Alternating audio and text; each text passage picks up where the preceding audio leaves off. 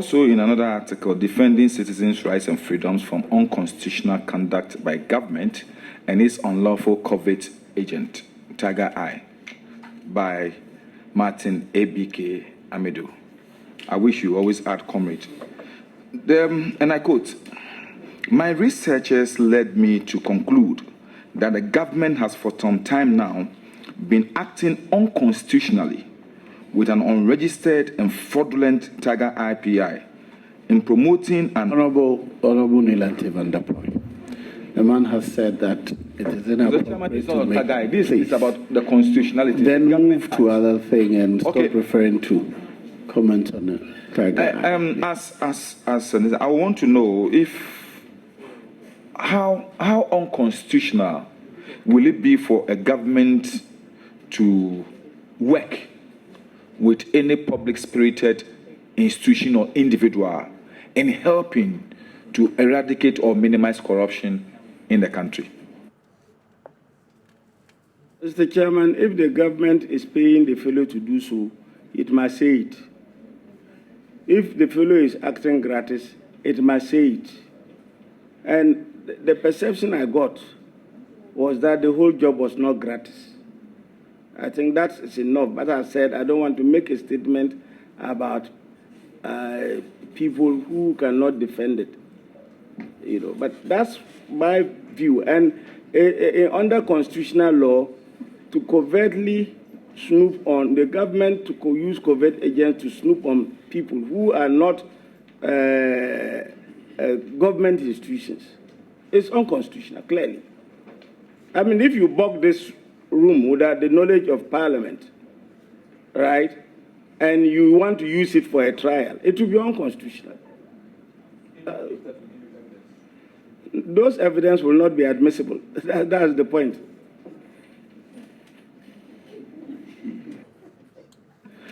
Mr. Chairman, my next question has to do with... No.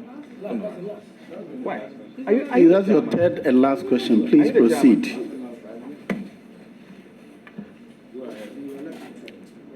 The act which establishes your office has pronounced the issue of plea bargaining.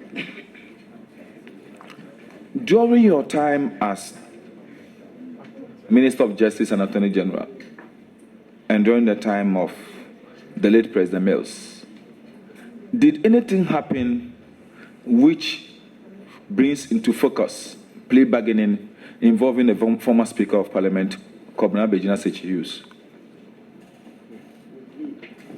Yes. With me personally? No, I'm asking.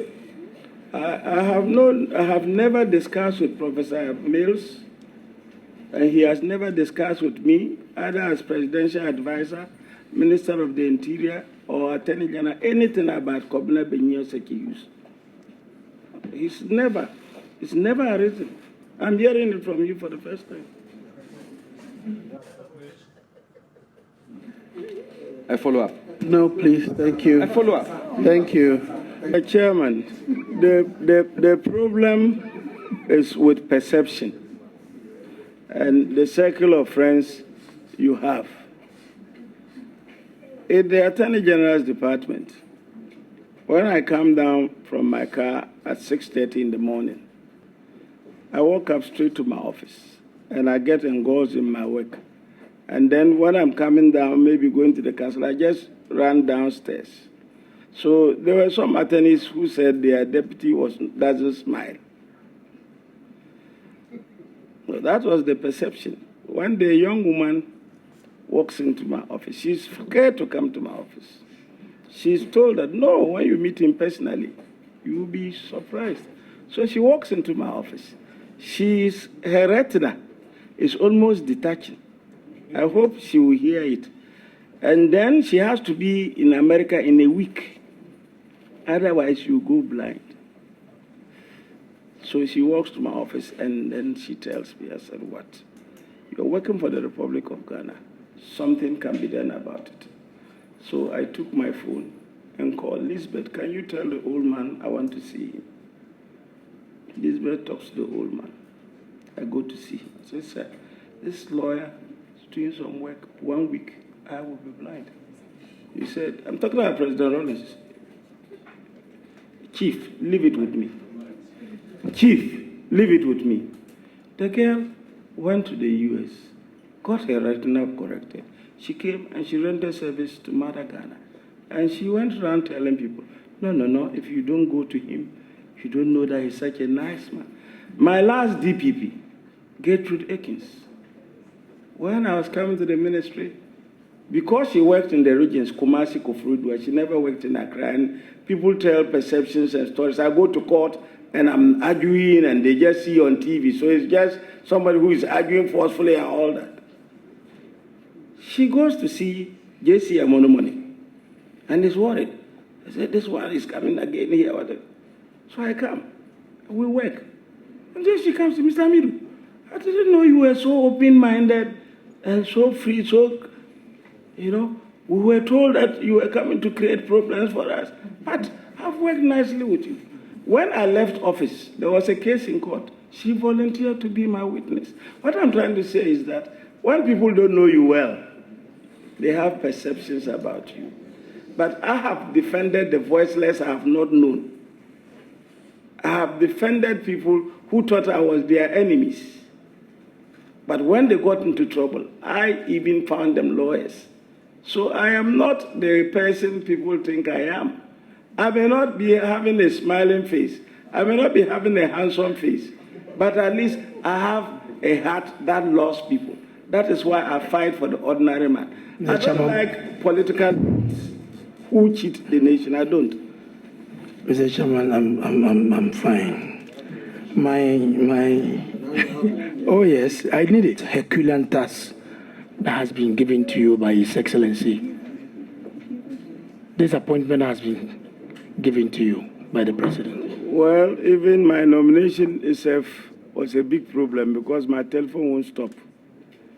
Because people will call you and call and call and call and call. But what I believe is my Creator normally sees me through. And He sees me through, giving me strength and courage. All the articles that has been criticized and read came from my computer, written by myself, no assistance. All the attorneys I've worked with will tell you I read every file. I look at every docket that comes before me. I look at all the decided cases. The lawyers who have practiced with me in court will tell you Amidu knows his opponent's case before he prepares his case. That's the blessing God has given me, and I am praying that He will still give me that blessing to continue, at least so that I can help to see whether we can reduce the menace we are all trying to fight. It's not in my power. I'm human, and whether I live 2 years, 10 years, 20 years, it's not in my hand. But as long as I have life in me, I'll do my best. Mr. Chairman,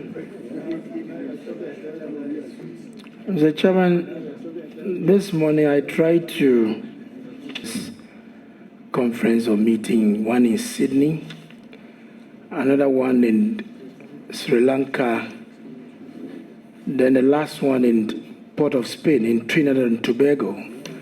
I was trying to find out whether in our contemporary politics today, Commonwealth is of relevance, because today they come into force of the European Union. The British, even though they are trying to exit from the European Union, they see more of themselves as Europeans trying to help their cause and their colleagues than even the countries that they colonize. So I want to find out, with these your meetings that you've been, what can you share with us, whether indeed in our contemporary politics today, the Commonwealth is still relevant over time? Thank you. Well, as far as my experience goes, the Commonwealth was, is, and will be useful. That we come from a common background and fraternity is not deniable. It offers a forum for people who are under the same colonial rule to discuss ideas and to exchange ideas. there are a lot of assistance which the Commonwealth Secretariat gives to Commonwealth countries, which otherwise we will not have. And normally, the person you know best is the person you have dealt with for years. I remember the joke that when we get to England, we just pass by Westminster, and then we salute the Queen, even though she doesn't see us. We feel more comfortable in Commonwealth countries than in other countries. But my knowledge of the meetings is that they are robust. They take account of all nations' problems within the Commonwealth, particularly the smaller islands. And we exchange draftsperson. The drafting school was in Ghana here. Justice V.C. R.A.C. Clark he ran it in Ghana, he ran it in East Africa, he ran it in Barbados. And it exchanged lawyers from different countries to build resources for us. I don't think singly we can achieve it. And I think like in international politics, you must have friends. And I believe the Commonwealth is an area where we are able to articulate our views. Even if Britain leaves the Commonwealth, the EU, we knew Britain when it was not in the EU, so what's wrong with it if they leave? We'll still have good interaction with them. In any case, some of our parents fought their war, and so we see them as friends, because my father's rank medals were issued by the Queen. I would not think that they will just abandon us, in spite of the problems that happened before independence and all that. We still have been able to come together, and the Commonwealth is a great organization which we should continue. And don't forget that the Secretariat is made up of members from the various Commonwealth countries. It's not made up of British alone. I don't know who the General Secretary is today.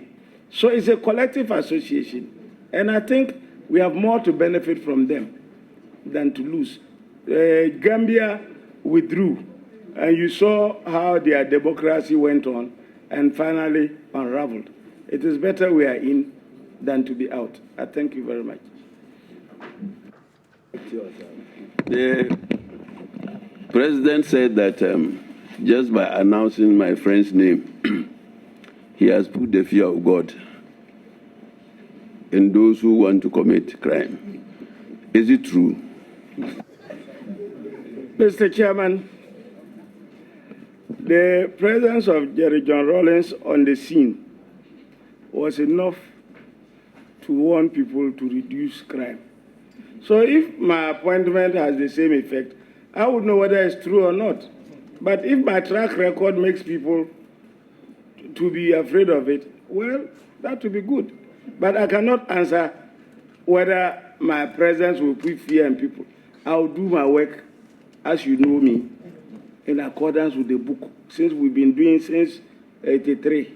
I'll do it that way.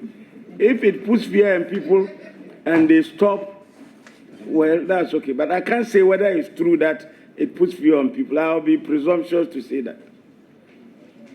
Appointment is the fact that the nominee has written profusely and sometimes said things or written about things that anybody seeing or reading will have some misgivings. Now, the issue I want to put to him is, how many people do you think, after reading this, will confidently say that you are going to be fair and objective when you name people, when you castigate people for things that you see they were doing wrong? Mr. Chairman, I write and admonish people because I think what they are doing is unconstitutional. And I write for the enlightened public because there are many people who even don't understand what I write.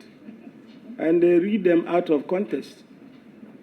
So I write for the enlightened public who can appreciate what I am writing. And I think the preponderance of majority of them will know that this is a man exercising his right as a citizen.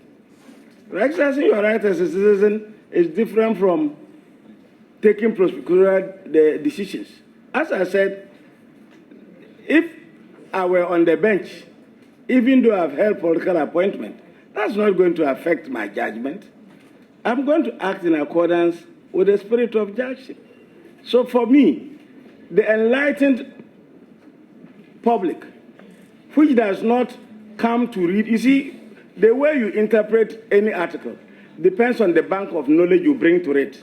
So you can read into it what is not there. You see, and that's what happens with most of my articles. People come with a different mind and read things into it and attribute it to me. And I have always not complained because you will see the headline. When you read my article, it is not that one. But my duty is to write it. And it's for the public to judge.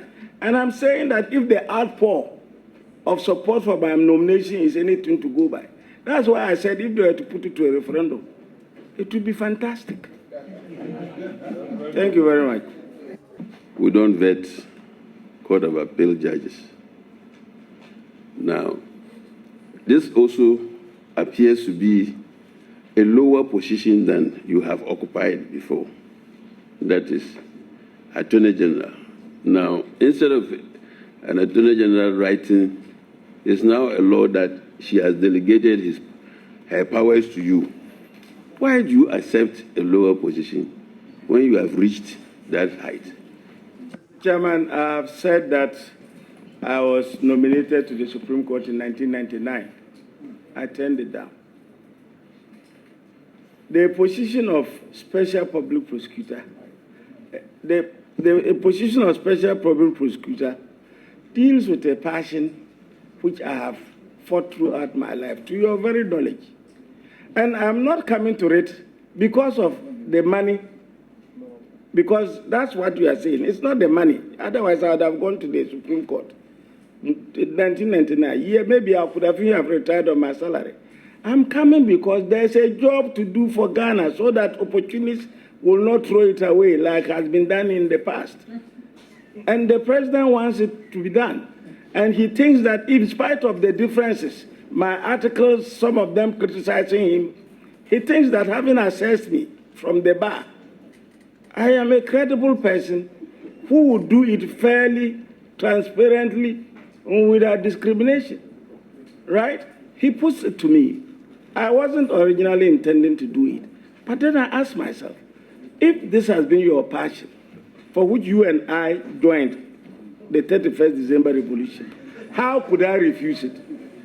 When our comrades died on the road for probity and accountability. So I accepted it to help the president to see whether we can make a headway. I've said that we may succeed. I want us to succeed. It is for the future to tell what happens.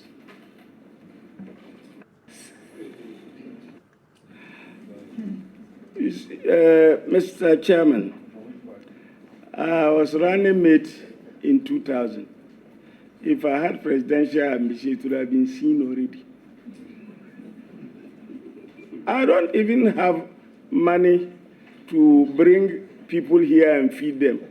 How will I go and be wanting to be president? I've lived a life in government for 20-something years with nothing to write home about. So I'm not the type who has the resources to run for president. So for now, I don't have any ambitions. Well, I'm using that word because nobody can see into the future of time and see which seed will grow and which will not. As Macbeth said. So sitting as I am, I will tell you, where am I going to mobilize from? I've been a minister for over 20-something years. He knows my house. He knows my status. I'm happy about it because that was the promise we gave when we came into power. So I don't have any ambitions for that. If I had, it would have been seen. Indeed, people had approached me to run independent a number of times. And I told them I won't do what is not possible. In 2001, when the MPP came to power,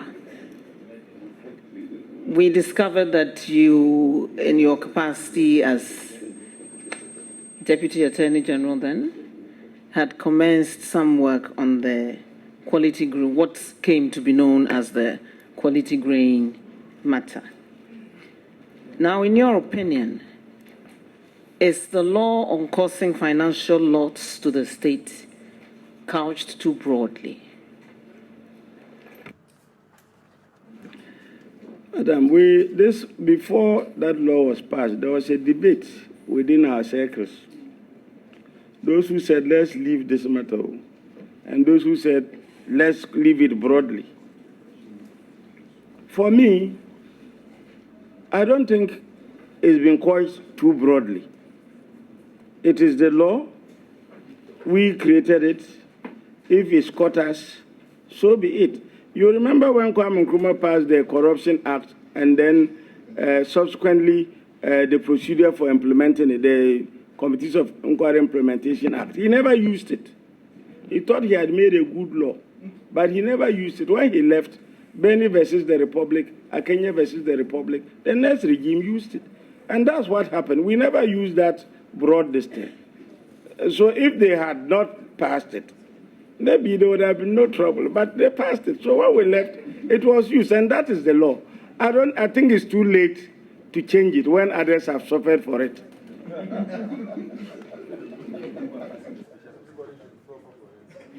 Measure of the success of your tenure as the first special prosecutor, if approved by this August House?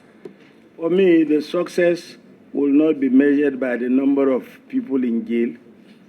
It will be measured by the integrity of the organization I will leave behind, which will work without fear or favor, affection or ill will, and will deal with crime as crime, and will not have the culture in which politicians can direct how investigations and prosecutions must go.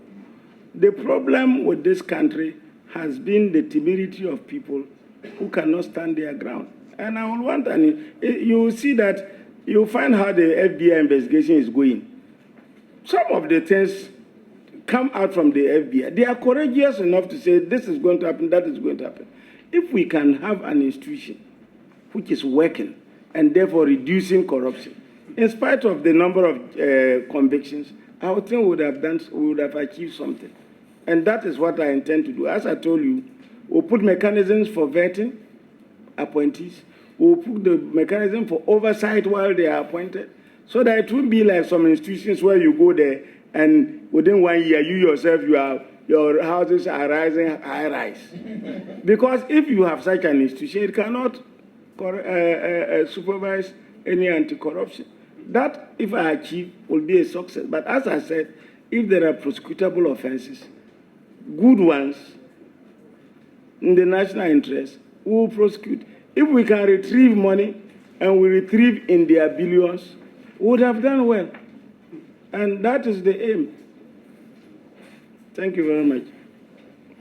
The nominee, since morning, I've heard you repeatedly, constitutional advocates, speak in defense of the Constitution.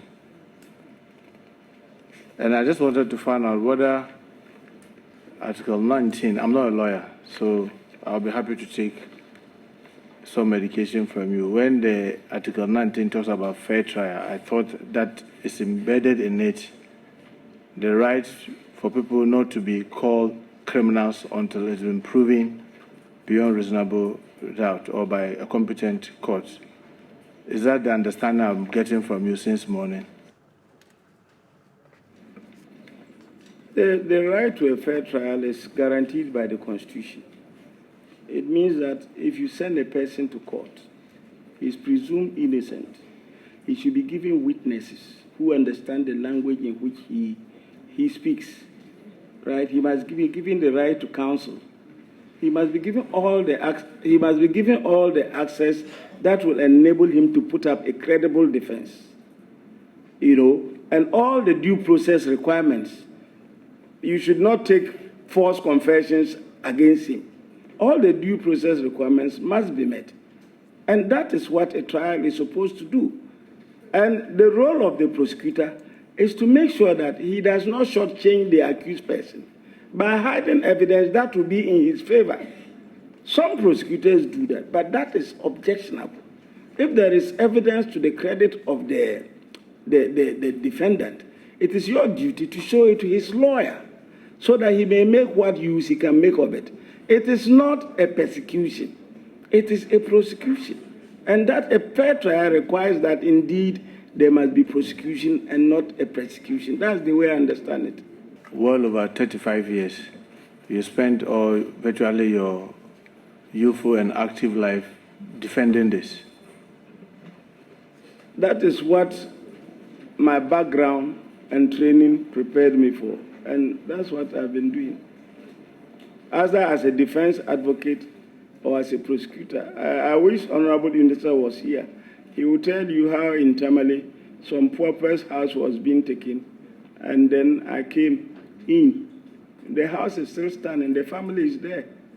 They call me from time to time. I feel satisfied than money. So, in that sense, I get that it will not be fair from this your background to conclude that somebody is a criminal when all this process has not been exhausted. Is that right? A trial is a different matter. A discourse is a different matter. A convicted criminal is the one who has gone through due process. But if you accuse somebody of a crime, the fellow hasn't gone to trial. But if you have evidence, you may do so. Like I have chastised people, right? I think I have evidence. That's why I do so. Unfortunately, none of them has asked me to be investigated so that I can adduce the evidence. As I said, when people think you are stepping on stones, they never want to ruffle you. That is not a trial. That's advocacy. You see, and if you have the authority and the power, at that time the fellow makes that. You ask the police, pick him up, let him. But if you think he's stepping on stones and you don't do it, well, too bad. That is not a trial. That is advocacy. So you believe that advocacy can mean that even tomorrow this House approves as a speaker prosecutor, any bystander can start calling you names and accusing you wrongly, and that will be fair? As Attorney General, I was accused in the rented press. I had no mouth. I took it in my stride. Oh, you didn't take those persons to court so that you were able to... I took it in my stride. Because I just heard you say that you were expecting that when you were doing those advocacy, those people would take you to court so that you get the opportunity to provide... I said if they had control over investigators, they will let them investigate it. Then the truth will come out. If I say you are a thief and you are controlling the whole investigative machinery and you just sit there and don't ask them to investigate me to prove it, you can't complain later.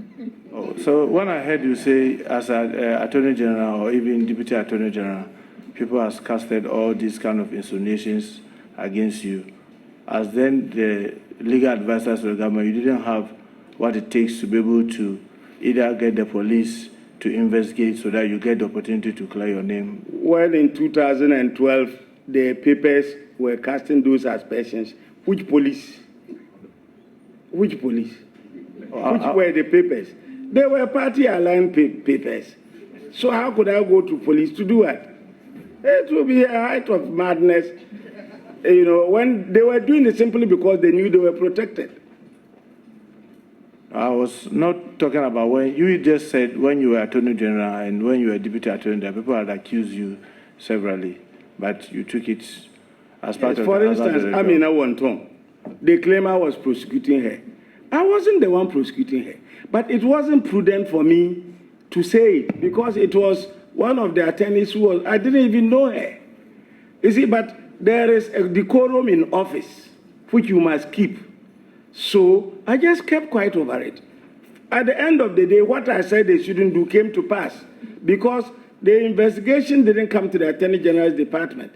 They got one of our attorneys and he was prosecuting it. The girl was acquitted and discharged. And I kept my cool. And I have been invited to meetings to prosecute people for sedition. I've said, no, we won't do it. And I'm saying that in a certain office, like Attorney General or Special Prosecutor, there are times you keep a decorum. You won't respond. But as a private citizen, you have the right, as in the police, to exercise your democratic rights. Read the Greek and the Roman police and see how robust Aristotle, Socrates, and co. made their points. Okay, Chairman, I just wanted to find out, and Yoko. Mr. Chairman, I'm going to head an investigative body. I won't prejudice my relationship with them by answering a question after my nomination. I'm just finding out, as citizens, as a citizen vigilante, whether you had confidence or trust in Yoko or Shrad. I thought this is a fair What question. I'm saying is, my views about Shraj have been made public. I'm not sure whether I've written about Yoko. That I'm not very sure. But my views about Shraj have been made public. But I'm saying that I'm going to head an investigatory office. And I would not want anyone to prejudice my relationship with them by having me make a comment after my nomination about anybody. Is it possible for you to share with us what your public view about Shrad was? You said I wrote it, and you see, the problem is that at Sister says I can't be a walking encyclopedia. You see, I write articles because I want them to be available for reference. I don't have the article, but I know I wrote about them. Okay, Mr. Chairman, I just want to find out from the nominee his inability to go to Shrad or Yoko on any of those cases, some of which you have made public pronouncement and virtually emphatically talk about some other appointees. Was it to mean that you didn't trust that they would do a good job? Mr. Chairman, I'm a constitutional defense advocate. And constitutional defense advocate is itself a constitutionally mandated function. I felt that was the better way to defend the Constitution. And I have a right of choice how I defend it. I mean, nobody can compel me to go to an institution if I don't want to. And there's an article I wrote explaining why I will not report a sitting president to an investigative body. I wrote an article like that. Well, Mr. Chairman, I heard the nominee earlier when we were talking about why he thinks the president might have nominated him, and he said he believes that the president was looking for somebody who will be fair, who will be unbiased. Is that right? Did I hear you right? You heard me right, and you know it yourself. In 2009, you know it. Well, Mr. Chairman, I just wanted to find out from the nominee whether he remembers saying that I will fight NDC with my last blood. Did you really make those pronouncements? Have the article? Can I have the article? Asking you. No. Let me see the article. I told you I'm not an encyclopedia. Honorable nominee, hold on. Do you remember writing any such thing? I don't remember unless I see the article. Well, fine. Thank you, Mr. Chairman. So you don't remember saying that? Until I see the article, I can't recollect it. Do you intend going through your articles to find out whether you find that one? Why will I do that? You are making the allegation. I'm only asking you a simple question because you've written so many articles, and I'm asking you whether, if you say you don't remember, is it possible for you to go through your articles and confirm or deny that? It makes Honorable Chief Whip, do you have the article? If you have, kindly confront the nominee with it. Otherwise, I suggest we move on. Okay. Nominee, when you wrote in your article that the electoral commissioner was appointed to rig the election, was that a fact or perception? Chairman, I've answered this question already. Yes, he answered that question that it was based on perception.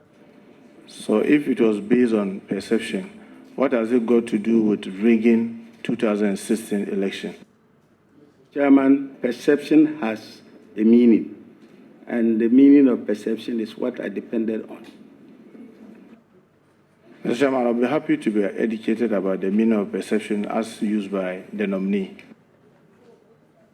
Honorable Leader, you are an experienced member of the House. That's when something is public knowledge, you don't ask the person to prove it. So, Mr. Chairman, the issue about rigging election, yes, is public.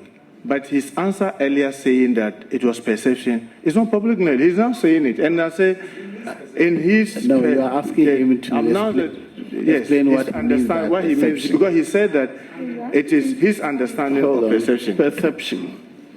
Is that, do we want a definition of perception, or what do you I just wanted his understanding. When he said it was perception, I wanted his understanding of the perception. Yes. Yes. As a former Minister of State from 1983 through to when I left office, I act on actionable intelligence. And as I said, intelligence is not evidence, but intelligence forms perceptions. And indeed, America went to war in Iraq based on perceptions and actionable intelligence. And I have said that I act on intelligence, and that intelligence formed my perception. Well, Mr. Chairman, so from what the nominee is saying, the understanding is that those were not factual. If you want facts to be proved, and we create the conducive opinion, I can adduce facts. I mean, if it's adversarial. But as I told you, I will not make a comment which is not adversarial in the absence of the adversary. If it's adversarial and I'm asked to produce facts, I will look for the facts and the fellow will defend himself. But I'm not prepared to accuse somebody in a committee hearing when the fellow is not available to respond. Well, Mr. Chairman, my understanding of all the advocacy the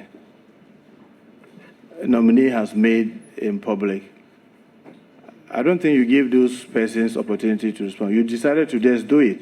Because on those ones, you are not under oath. Now you are under oath. And it is important that some of those things we are able to get them factually from you. Because when you said those things, you are not under oath. Now you are under oath. Chairman, I was exercising a constitutional right, and every other citizen has the right of response. There were several responses. If I knew it was going to be an issue, maybe it's right, but there were several responses to it. And I'm saying that these were written over a period of time. And unless you give me the concrete things, don't expect me to say that I did that, I did that, I did that. It's not possible. And I don't want to make a comment about somebody when the fellow has no right to answer. Now that I've been nominated as special prosecutor, I won't do that. Mr. Chairman, will I just ask that does the nominee still holds the view that the 2016 election was rigged? 2016, because you said Charlotte was appointed to rig. Now 2016 election is over. Do you still hold that perception that it was rigged? Mr. Chairman, the 2016 elections was won. Clean and clear. Yeah, and you see, the problem we have in this country is that you don't know how things were put in place by advocates of constitutional defense to make sure that nobody was able, I was an activist, nobody was able to rig and misrepresent the numbers. When I was writing about rigging, we were putting countermeasures against it. You see, that's what we did. And I'm telling you, as a former Minister of Interior with responsibility for security and intelligence, we definitely put in countermeasures. Very interesting, Chairman. But Madam Charlotte Osei still supervised the 2016 election. So if you're able to put counter measures and what have you, and yes, she still supervised, do you still hold the perception at the time that she was appointed it was to rig the election? Mr. Chairman, Madam Charlotte Osei is facing, if she rigged the election, she will be removed as a commissioner. I wouldn't prejudice what she's doing now by making comments when she has no access to refute what I'm saying. I mean, there's a committee properly set up on her, which could, the consequence of which could be dire. Why will I sit in this house and make comments when she cannot refute it? I don't think that is fair. Anyway, Mr. Chairman, let's move on. Mr. Chairman, I want to find out from the nominee whether in January he was in Wesley Girls Secondary School, Senior High Secondary School in Cape Coast. Since I was born, I've never stepped there.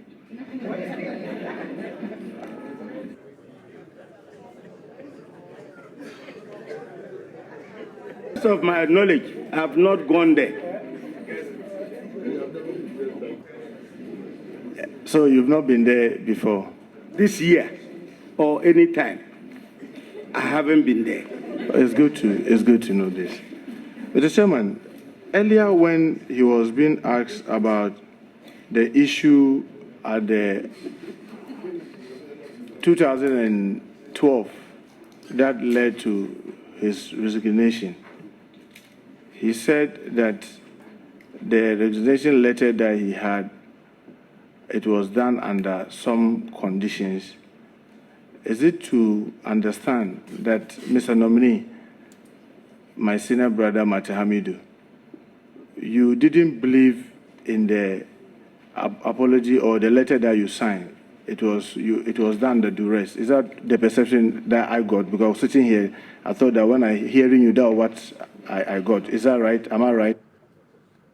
Mr. Chairman, I said that elders persuaded me to write that letter, even against my best judgment. And the chairman of the Council of State said he was going to give it to the president personally. And I've explained the context. And I've told you that as nordness, even when you are right as a junior, you are never right. I've told you, you know it. It's only in your absence that elders will tell the elder one that, look, you were wrong. Well, Mr. Amidu, this is where I have my difficulty, because you still remain a Northerner. You still have people who are older than you. You still have some uncles around. You still have probably some in-laws who are still around. Now you are going to be a prosecutor. Should circumstances of that nature comes up, are you going to barge in because you are a Northerner, and as a Northerner, when elders talk, even when you don't believe in it, you still have to go ahead? Is that what I'm getting? Mr. Chairman, I've learned very hard lessons from what happened. And it's only a fool who doesn't learn from his experiences. I've learned very, very hard lessons of trusting people, elderly people. That is why I don't have friends. I keep my own counsel.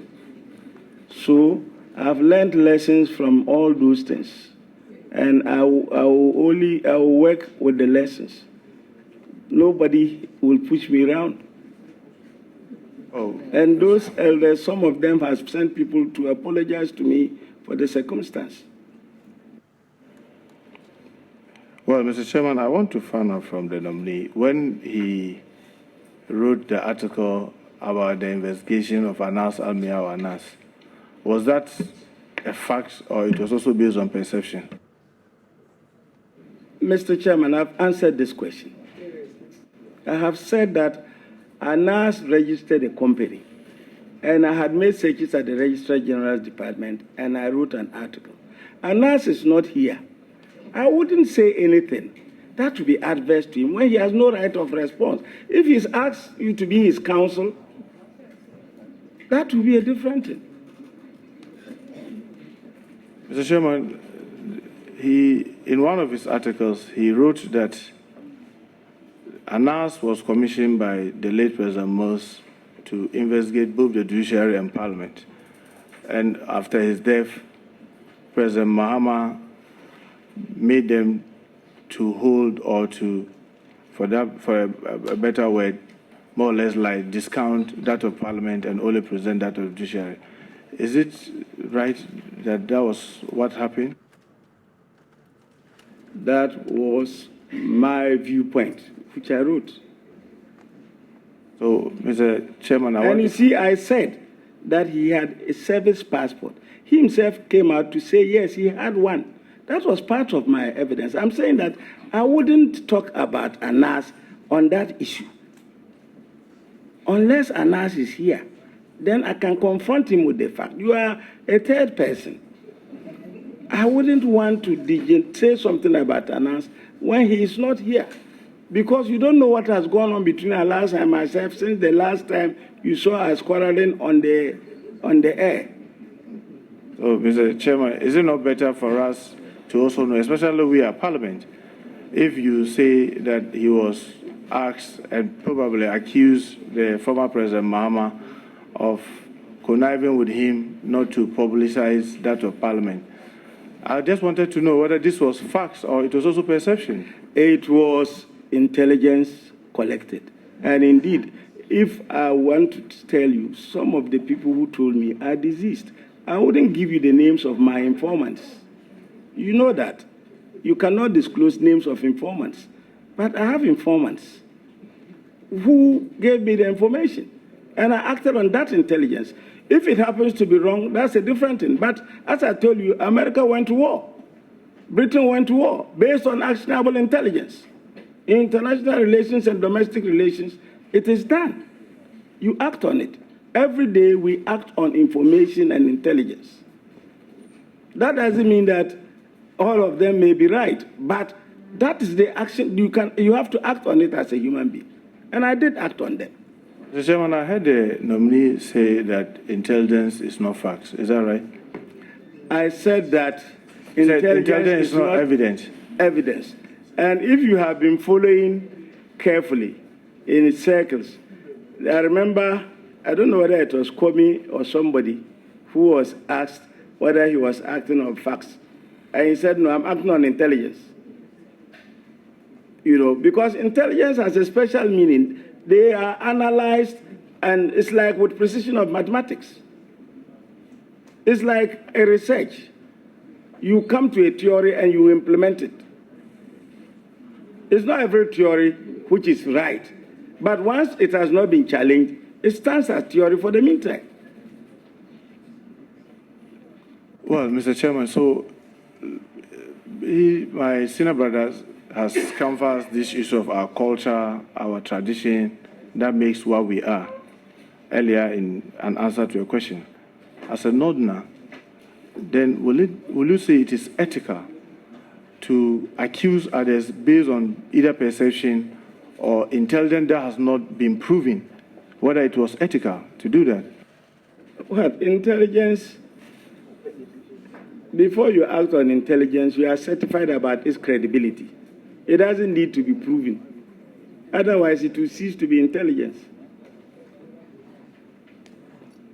And I'm not aware that in the North, there is what the distinction you are trying to make.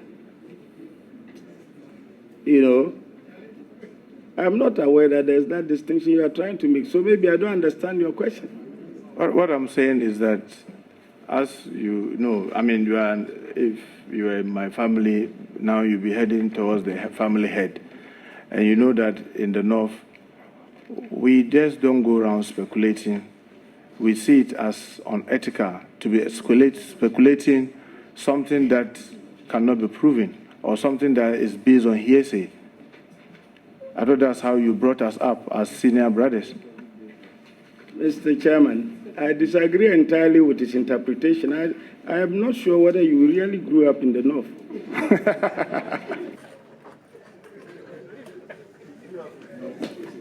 Well, nominee, who is my senior brother, knows very well that even though I didn't grow up in the North, I grew up in a setup that is very similar to the North, which is the Zongo community in Kumasi. No, I grew up in the North. I grew up there, the custom and everything. I didn't mix it with foreign culture.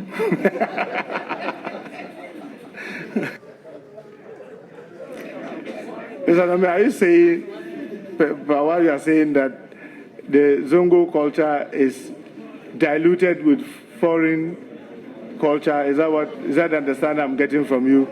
To tell you is that there's a community of, look, there are not only Northerners in the Zongo. All the tribes are there, right? So it's an amalgam. A culture is developed which is different from what we back home practice. That's what I'm saying. But you agree with me, if you go to Tamale or Boga or Wa, it's not one tribe or two tribes that are there. Almost all the tribes are there too.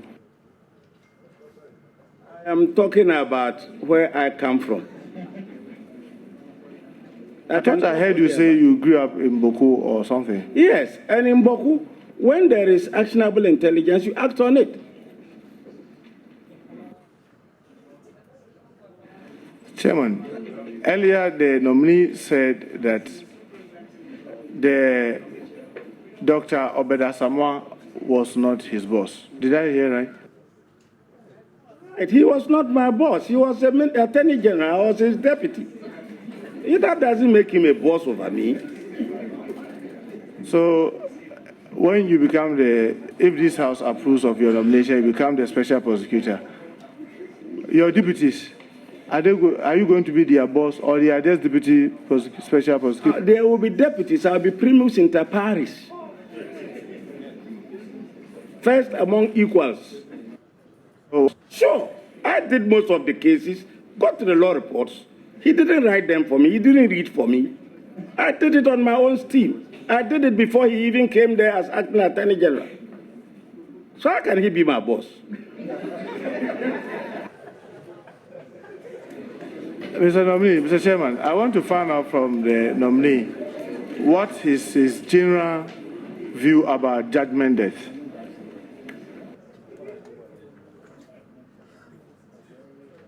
So finding out your general view about judgment death in our country.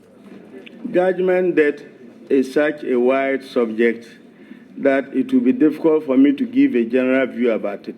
All I know is that when you go to court and win a case, you have to enforce it. And that is why the case I won in court should be enforced. But there was a committee on judgment that they issued a white paper. I haven't bothered to bother my head about it, because if you read my paper, I have said that commissions of inquiries, because we don't have commissions of inquiry implementation acts, right, they tend to die on the drawing board. No action is taken. You can't even prosecute. The judgment is equivalent to that of a high court, right? And yet there is no procedure to prosecute. Under Nkrumah, they said that once there's a finding, the onus shifts to the defendant. There's no plea taken to come and prove that he didn't do it. So there was. Now we don't have it. That is why it's difficult to prosecute results of committees of inquiry. If you go and start a fresh prosecution, you will be faced with a judgment of a high court. And you can't go beyond it. So that is the problem with the judgment that I know. As for the whole report of the Judgment Death Commissioner, I read selectively those which affected cases I had sent to court. Mr. Chairman, I want to find out from the nominee, as he walks gradually into the office of the special prosecutor, if there's any judgment that, will he be interested in knowing the details and possibly finding out if there are culprits for them to be dealt with? I'm not going to that office looking for victims. I'll be going to that office to deal with cases that have been investigated or reported, and if they are prosecutable, prosecute them. I'm not going to make it my job being a complainant in cases. Somebody has to complain. The case has to be investigated. It will come to me as if it needs to. And then an opinion will be given. But I'm not going to start the job by fishing for people. That will not be fair. Fast, when he's not here. Honorable Chief Whip, that is not an allegation of wrongdoing. Don't confuse. When you say, I will not say something which will prejudice an investigation. It means that what he has in mind may be termed as wrongdoing.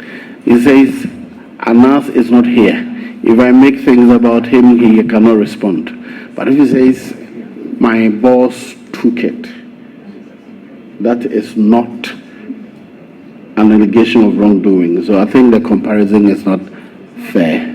So you can ask another question, please. Well, Chairman, I will not want to litigate this. If you say somebody has taken a file, that's why the prosecution has not happened. I don't know how it will be understood by anybody listening to us. But he said someone was someone's nephew. It clearly shows that it is because of that nephew or niece, if I heard him, that's why it didn't happen. And those listening to us, how does that information go to them? Well, I said I will not litigate this. Very well, but you see, if you pick and choose, as you suggest, this issue about somebody being somebody's nephew was an answer given to an earlier question. And the link was not to Bartinodro, if I understood him correctly, if I'm wrong correctly. Sorry? It wasn't to Bartinodro. It wasn't. That is what the person who said, no. So how do you link it to Chairman, I don't think we need to... Please. My ruling is that you should ask another question. We need to respect that ruling. Mr. Chairman, when it came to the issue about an article that the nominee wrote accusing Honorable Ablakwa of hiding behind a name, and unfortunately, Mr. Chairman, he said all manner of things accusing Honorable Ablakwa. When Honorable Ablakwa came out to say that I am not the one, this is not me, the person even came out and said that I am the one writing. I thought my senior brother, Amidu, will have made some comment about either apologizing or maybe calling Ablakwa. I don't know why he didn't do that, because then if it was perception, now somebody has come out to say that I am the one doing it. He himself has said, I'm not the one doing it. Can I know why he didn't try to call Ablakwa to, as his maybe son or probably far younger brother, apologize to him that maybe perception was that you, but now that you say it's not you, I think that's okay. Mr. Chairman, there was an argument between the honorable member, who is a member of this committee, and me. I today am here as a nominee. It is very unethical, simply because I'm here as a nominee, for an argument between me to try to be vindicated just because I'm a nominee. I think it's most unfair. Because I happen to be a nominee, you take advantage of it when he's also a member of the committee and know that he's going to vote on my approval or not. You are raising matters pertaining to him. I don't think that is ethically fair. Honorable nominee, the issue I think the Chief Whip is raising is that you made accusations against a member. I mean, whether or not a member. Later, it was proven that indeed the reason for which you make the allegation, that article or whatever, it was not him. Is that the case? Chairman, I insist that it was for him, and I said that I don't believe all the denials. I've written it, okay. And I still believe, as I sit here, that those were all ruses.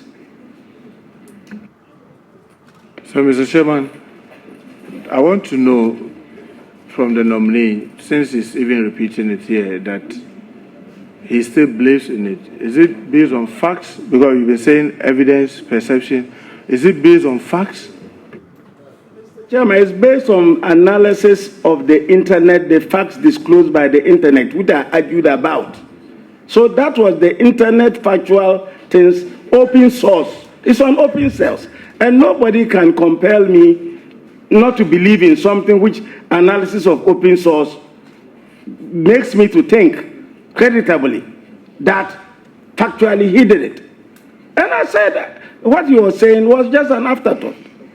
And I am yet to be convinced that it wasn't an afterthought. That is why I think that it's unfair because I'm a nominee for you to try to get me to make an admission which I have said clearly I don't believe in. Well, Mr. Chairman, I want to find out from the nominee when he wrote that the 7th Parliament should do well to stay away from the bad ways of the previous Parliament. I just wanted the nominee to mention maybe some of the bad ways he knew the Parliament, the 1st to 6th Parliament, might have been involved in that he wanted the 7th Parliament to stay away from.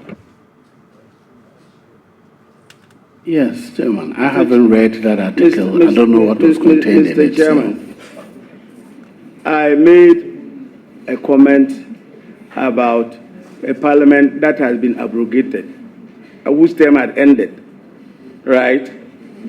I don't see why I should explain what it did when I had written profusely about what it was doing. I've written about what it was doing. Did the article contain what those things that... No, I was just admonishing the new parliament to chart a new path. You know, and as I said, there are several articles which I wrote, and they were in defense, in excess of my rights on the Article 3. There are many. You know, so if you want me to, and I've said that I don't carry all my articles in my head. Well, Mr. Chairman, maybe the reason I'm asking is that many of us sitting around this table even now had come from, I mean, the majority that has come from even the 2nd Parliament to date. It may be useful to guide us.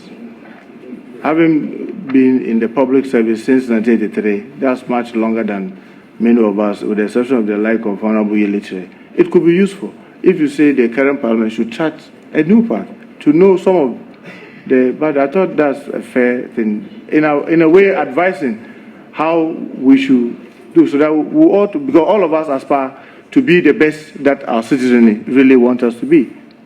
Mr. Chairman, I wrote about contracts which I thought were not properly approved and all that. And when I wrote my article on this 7th Parliament, I remember even the majority leader agreeing with some of the things I said. But you don't expect me, you know, I wrote about contracts which I thought were approved, which should not have been approved and all that, you know. And those were the things I meant. Unfortunately, the Parliament has ceased to exist. It cannot resurrect again. So I wouldn't keep his misdeeds in my head. Ghana Hausa. Do we have anything like that? Well, I thought that it's Hausa. You and I know we speak Hausa, even though the tonation and sometimes the vocabularies may change, whether it is in Niger or Nigeria. Even in Nigeria, several of them have different, is that like to say the tree? So I don't know how you call this Hausa, Ghana Hausa. I don't know whether it is in any publication, because I thought that it's Hausa wherever. Honorable Leader, I beg you, this one. It's different from the real Hausa in northern Nigeria and in Niger. Our Hausa is unique. We've introduced even words which you cannot find in that place. Some of us are trying to learn, to try to measure up to my son, Honorable Arga and Co. standard. That's why I was forthright to say that my Hausa is not the original, but it is the Hausa spoken in Ghana. And indeed, mine is even better than other people. They will tell you, na farimaka. But it's still Ghana Hausa. Do you get where I'm coming from? I do. I do. I don't. Because you don't understand Hausa. Yes, and you are required by our studying orders to translate na fariga. I have told you. You see? It means I've told you. They were making now be. You see, it's what it I've told you. Some people in some parts of the country pronounce it in such a way that you may not even know that that's what it intends to say. But if you speak that type of Hausa, you have no difficulty at all understanding it. It's like pidgin. You see, it's like now they broadcast pidgin in BBC. But pidgin and Creole is different from real English. So if you say, do you speak English? The pidgin man may say, yes, I speak. I chose to say, I speak pidgin. That's Ghana Hausa. Mr. Chairman, my very last question. My senior brother, Amidu, in one of your articles, I'm just quoting a paragraph where you said, the spin is in the blood of the looter government, which loots and spin the plundering of the public purse for the like of Woyomi, Waterville, and others, and inflate contract prices to the detriment of the public purse. Will you be happy to mention some of the contracts that have been inflated, and whether when you get the opportunity, you take this opportunity to do the prosecutions? Mr. Chairman, if you watch the article, it's all centers about the way the enforcement of the Woyomi judgment was treated. And we are still out trying to enforce that judgment. And the perception I got that something wrong was going on. As for inflated contracts, I'm telling you that I have criticized the prices of certain contracts. And indeed, the minority at that time also called attention to some of the contract prices. So it is not me alone in Ghana who has worried. Recently, VRA people came complaining about prices. So if I have that perception, it's not a lone perception. You know. Thank you very much. Honorable Majority Chief Whip. The nominee told us that by operation of law, he's no more a member of the National Democratic Congress. Just this morning, somebody alleged on one of our radio stations that you had resigned from the NDC and you have applied to be a member of the MPP. I want to get your take on that. If you have taken steps to become a member of the New Patriotic Party. Mr. Chairman, I am a foundation member, not a founding member, a foundation member of the NDC. I was in the room where it was formed, both the NDC and the NCP. So, and I have always remained a foundation member. The General Secretary of the NDC put up a statement that he's not aware that I've written any resignation letter to his office. I believe in probity, accountability, and transparency, which is supposed to be the bedrock of the NDC. I haven't joined the MPP, but I believe that parties can collaborate in ameliorating the ills that plagues society. That is why we have political parties. Each is trying to see how best it can develop the country. So when the president offered me the nomination with his eyes open, that I'm a foundation member of the NDC, I accepted it and knew that from that day onwards, I was a potential public appointee. And knew that from that day onwards, I have to be neutral. But I have never said anywhere that I'm going to join the MPP. The MPP has its own ideology, which is a property-owning democracy. I see nothing wrong with it. I don't agree with it, but I see nothing wrong with it. They have a right to pursue that ideology. But I also recognize that one of the social interventions that helped people in this country was this thing President Kufuor brought and was paying people, indigent people, something. That was a social democratic policy, right? I cannot refuse to recognize that. So the two parties is coming to a time where they are congregating in terms of social interventions. So I agreed to do this job because I feel that the president was committed to reducing corruption. He never asked as a condition that I leave a party, but I knew that after accepting the nomination, I will not belong to his party or to the point from which I came from. I will not, and it is against prosecutorial practice for a prosecutor to allow politicians to influence. That's why I refer to Jackson, the federal prosecutor. It states everything clearly.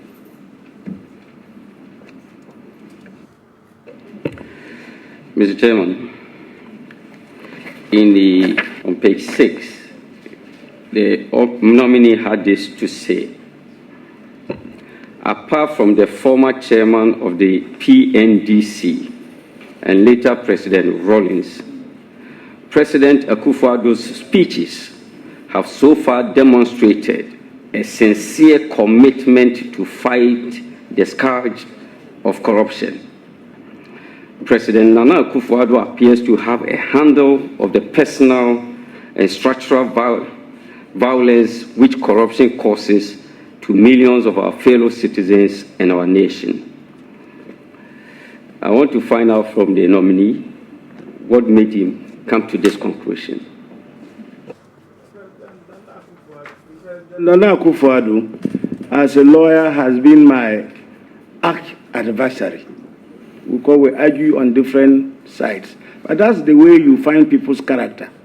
When you are acting on different sides, the person's integrity, his honesty in dealing with you, makes you to assess him. And as I said, since he assumed office, that's why I said his rhetorics clearly indicated to me that he was determined to fight the canker. And I have no cause not to believe that he was determined to do it. And it rhymes with what we have been fighting for from our infancy. So I believe that that is what he intended to do. And I've written what I believe he intended to do. And that's my opinion. If anybody disagrees with me, that's my opinion. And that's the perception I got from the way he presented himself.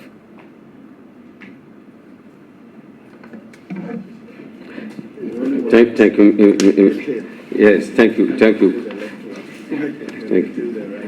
I agree with you, Mr. Chairman.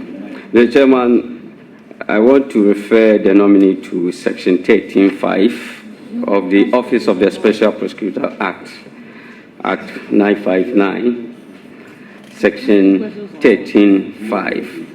And with your permission, I read. The Special Prosecutor shall hold office on the same terms and conditions of service as a Justice of the Court of Appeal, except that the tenure of office shall be a non-renewable tenure of 7 years. What is the retiring age of a Justice of the Court of Appeal? Well, according to the Constitution, it's 70. Very well. Chairman, you say very well. This question is called. I will assume that rather we undergo our process as Parliament and leave matters in the realm of the judiciary for a judicial pronouncement. I'm afraid the question of the Chief Whip, if you permit it, you may open the Pandora's box on many other issues on this subject. I'm just cautioning that fair to this process, we are doing our work as Parliament. Let us not. I haven't been served formally, but I've heard it in the media, and you've read it too.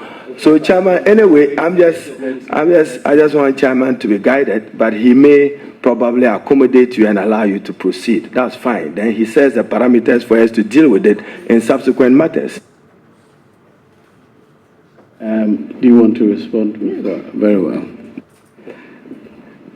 Mr. Chairman, I asked of the nominee if he knows of the retiring age of a Justice of the Court of Appeal. What is prejudicial about that?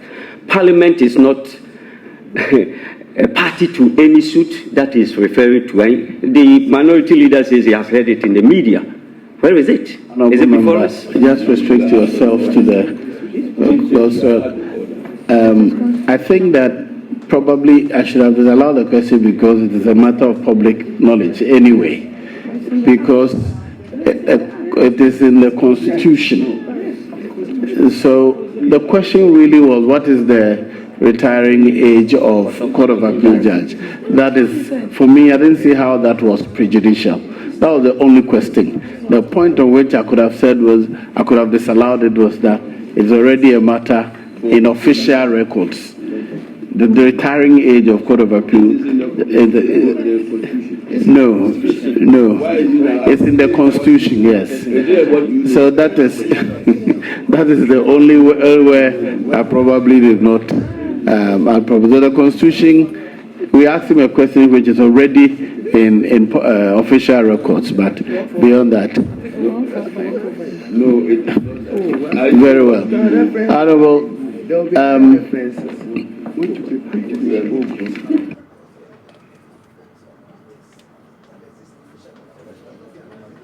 Okay. Yes, Honorable Deputy. Thank you very much, Mr. Chair. Honorable nominee, I want to refer you to Section 22 of the Act, the Office of the Special Prosecutor Act. And it talks about the funds of the office. And it reads, the funds of the office include A, monies approved by Parliament, B, internally generated funds, and C, grants approved by the Minister responsible for finance in consultation with the Attorney General. My question is, with the budgetary challenges of our country over the years, do you foresee that you might have to rely heavily on internally generated funds? Do you have any innovative ways of generating funds internally? And do you think by doing so, your independence will be prejudiced? Thank you, Mr. Chairman. I have seen the internally generated funds. I was supposing that this matter will be taken up with the Ministry of Finance, because normally if you are going to generate funds internally and retain them, the Ministry of Finance will give you authorization. But I reading the Act in its totality, I was wondering whether the monies that will be retrieved and the assets that will be retrieved and realized, the office may be permitted to use some as IGF. So this is there. So, Chairman, the law, I recall, the majority leader is here. We had a sharing formula. Yes. And in that formula, the Office of the Special Prosecutor will benefit, out of which some will go to the consolidated fund to allow for the functioning. If we work hard, we will have some money. We believe if we don't work hard, we will starve ourselves, and then we'll have ourselves to blame. But I don't think we are going to accept money from people we are likely to investigate. Because the deputy leader can refer to Section 66, utilization of proceeds of realizable property. And I believe, even as many of us will recall, at that point, the Attorney General even intimated what her own position was relative to this matter. Mr. Chair, my question was, does he have innovative ways of generating internally some funds? It is not about when it is generated, how it will be distributed. So my question is that, do you have a way in mind? And if you do, will that prejudice your independence as a special prosecutor? That has nothing Mr. Chairman, the only way we could have generated some funds is if we are allowed the chance to raise funds from the donor community. But it's not, I can't see it there. So it's even going to be difficult for us unless maybe we come back. Because, for instance, the National Peace Council Act has a provision which allows for them to raise funds from recognized donor countries. We don't have it, but as I said, it's better to have the baby than to throw it away with the dead water. So, since this is a work in progress, we shall try to find, when the office is set up, together with my members, the board, and my colleagues, we shall find out whether there are any legal means. If it means coming back, or if the pursuant regulations could also serve the purpose, I think the Attorney General will have to exploit that. We have to exploit to the Attorney General. But as at now, we are a little bit limited. And if we want to go begging for money, we may compromise ourselves. Exactly so. Existing institutions to prosecute offenses related to corruption in public procurement. Thank you. Mr. Chairman, the Act enjoins us to cooperate with other institutions, and also it enjoins us to disseminate information. So even though we have authority to prosecute corruption offenses arising out of procurement offenses, there will definitely be collaboration between the institutions. We cannot access information from the procurement agency without collaborating with them. So I think that there wouldn't be a conflict. If the procurement agency is in a position to better implement it, we may wait for it to do it. If they think we're in a better position and they send it to us and we think there's a prosecutable case, we may decide to take it. And since there are other agencies, I think that teamwork is the best. And with our sharing ideas, we cannot stand alone.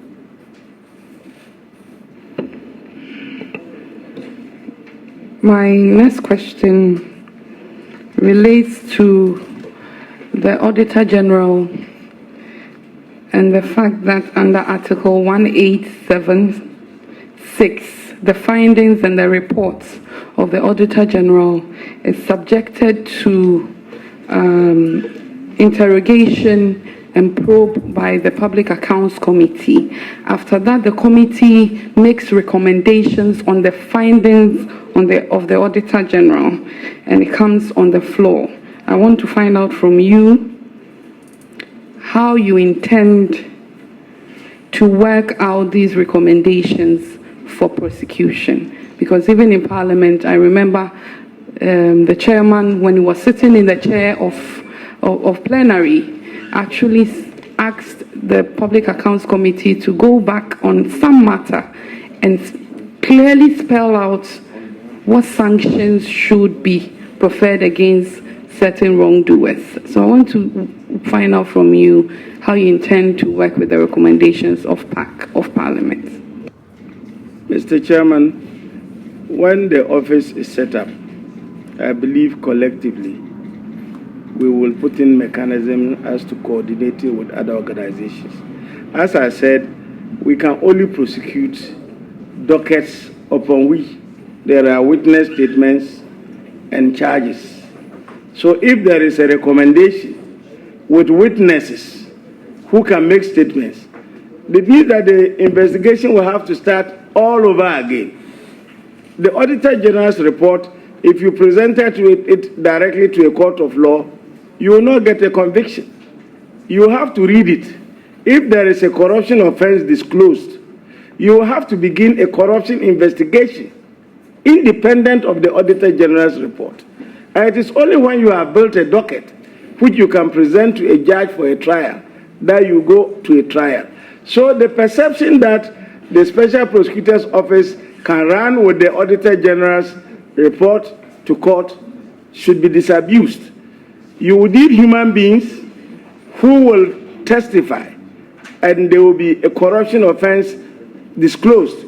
If we have to go for documentary evidence, we will do that. But dockets will have to be built on each case. If Parliament sends us a recommendation, it will be the basis of which to look for witnesses, credible witnesses, which will enable us to build a prosecutable docket. Because if we went with the parliamentary recommendation to court, we shall not succeed. Just like going with a committee of inquiry report to court, you will not succeed. You have to build a docket. You have to get credible witnesses. And that has been the bane of corruption. Many people don't want to come forward to give evidence. We just pray that now that there is a clamor by the public, they will come forward not only to tell us this one is corrupt, but also to witness statements to be taken from them, which they can testify in court. Otherwise, we can't go on hearsay. So that is, we are going to work strictly according to prosecutorial practices as recognized under the law. I thank you very much, Mr. Chairman. My last one. When the acts of parliament are passed, we've been consistent in the promulgation of the law by saying that after the coming into force of the law, and in this particular one, the act you're going to work with, Act 959, in Section 78, it is stated explicitly that within 90 days, there shall be a regulation to the law. Many a times, the law will exist for several years without regulations. Can you give your assurance to the committee that you act within the timelines specified or stipulated in the law for the enactment of its enabling regulation? Thank you. Mr. Chairman, the regulations will be very important if the office is to run, because it's under the regulations that we are going to set up standards for recruitments and all that. So, personally, I think that it should be doable. But much will depend on this August Parliament, because you have to approve a deputy prosecutor, then the executive will have to send letters for the nominees on the board. They will have to come in, they will have to be sworn in, we'll have to appoint a secretary to the office. So when we have that nucleus, we can begin working with the Attorney General on proposed legislation, regulations. Already there are regulations governing other law enforcement agencies. So I believe that we'll look at them, look at other best practices elsewhere, and we should be able to meet the 90-day deadline. With the cooperation of my colleagues, if you approve me, with the cooperation of those you'll be approving and the board, we should be able to help the Attorney General to meet the deadline. Because without that, we may not be able to start running. We'll be stuck. So it is a sine qua non that within the 90 days, the law is satisfied. And if it is not done, the law is breached. And we are respecters of the law. And we will try to act to achieve legality. Thank you very much.